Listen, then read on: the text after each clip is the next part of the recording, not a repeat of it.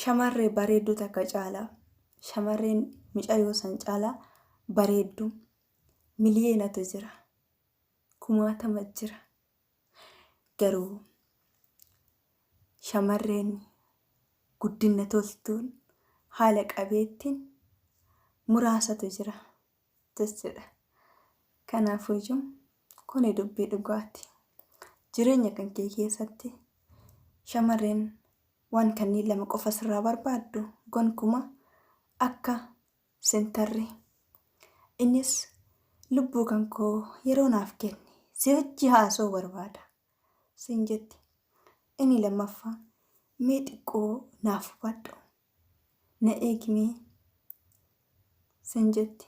Akka ati isii hubattu akka ati isii beeytu barbaaddi. Kana jechuun immoo tuyyuu mee galgala na wajji haasa'uu dandeettaa? Yeroo naaf qabdaa siin jetti. Kana jechuun immoo jireenya isii keessatti hangam akka ati bootaa qabdu sitti himuu barbaaddeeti jechuudha. Kanaafuu iyyuu beekiif